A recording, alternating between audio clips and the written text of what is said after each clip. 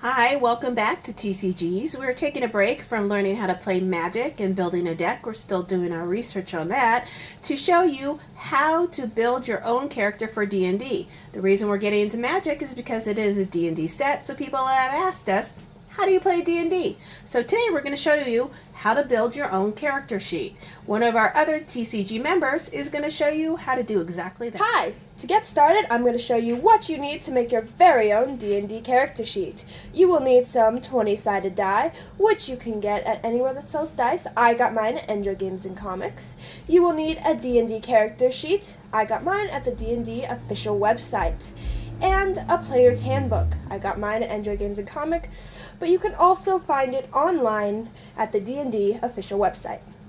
When filling out your character sheet, you're going to want to start by writing your name and your character's name. That is going to be the easiest step in this process. The next step is figuring out what class and race you want.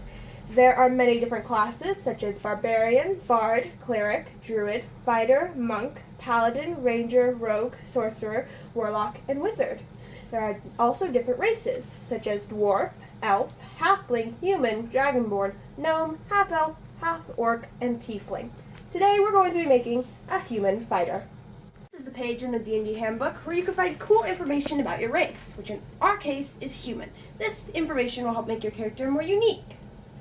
This is the page in the D&D handbook that tells you all about your class, in our case, Fighter. It gives you all of their stats and special moves and abilities, what damage you can do, and if you have a special attack that can help you do more damage. You won't need all these pages right now because that's when you get to a higher level, but we've decided to show them to you just so you know that they exist and they're there for you to use.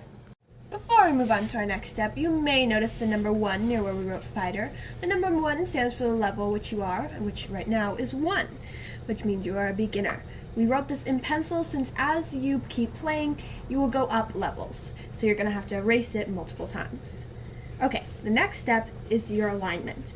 There are 4 different types of alignment: good, evil, neutral, and chaotic. We are going to choose neutral for this character. Next, we're going to fill in some of the smaller portions, such as a speed, which as a human is 30, and our languages, which is common and one other of your choice. For our character, we're going to do Elvish. Now we are going to write in our hit die, which is 1d10. We're going to write this in pencil because it's going to change as we become more advanced.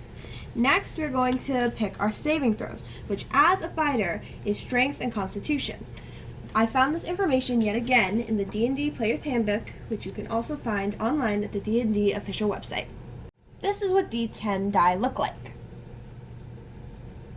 Next, you're going to roll for your stats: strength, dexterity, constitution, intelligence, wisdom, charisma.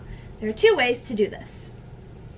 The first and fastest way to roll your stats is to roll 8 d20s. You'll keep your 6 highest scores. Here's a little tip. Always have a box handy when you're going to roll your die, or else you might end up losing one. These are the dice we're going to use. We already took out our 2 lowest scores. You can do this if you have more time, is to take your favorite and luckiest die, which we all have, and roll it 8 times and take out your 2 lowest scores. Remember to use a d20.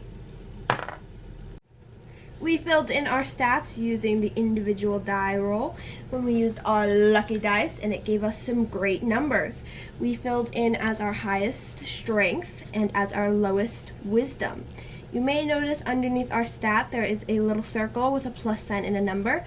These are advantages that will come in handy during your journey. Next, you're going to pick your skills, which you choose based on your class and your stats. The fighter class gives you the choices of acrobatics, animal handling, athletics, history, insight, intimidation, perception, and survival. You only get to pick 2. So we're going to pick athletics and history, since those are based off of your strength and intelligence stats, which are 2 of our highest.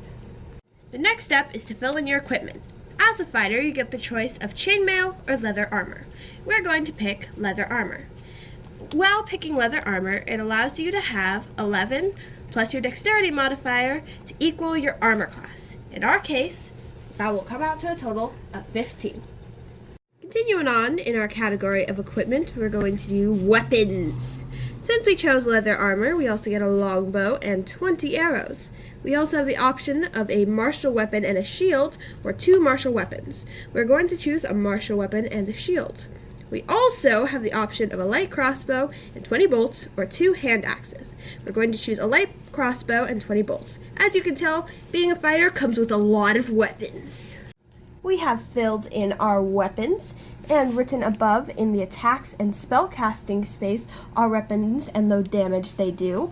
The longbow and the light crossbow each do 1d8 damage, while the maul does 2d6.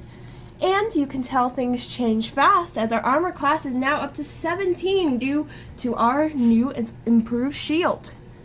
To finish up our category of equipment, we have a choice between a Dungeoneer's pack and an Explorer's pack. We will be picking a Dungeoneer's pack, which includes a backpack, a crowbar, a hammer, 10 pistons, 10 torches, a tinderbox, 10 days of rations, a water skin, and 50 feet of rope. You may notice that under the Features and Traits category, we have written Second Wind and Archery. Second Wind is a special power that comes with being a fighter. It allows you to roll 1d10 and gain that much health back after being attacked. Archery is a fighting style, which lets you do plus 2 damage on all attacks that you use a longbow or a crossbow. We also filled in our passive wisdom perception, which is 10 plus our wisdom modifier, which in our case is 1. We are close to finishing up, so it's time to roll for our money. We'll be rolling 5d4s and multiplying it by 10. Our total comes out to 110, which means it pays to be a fighter.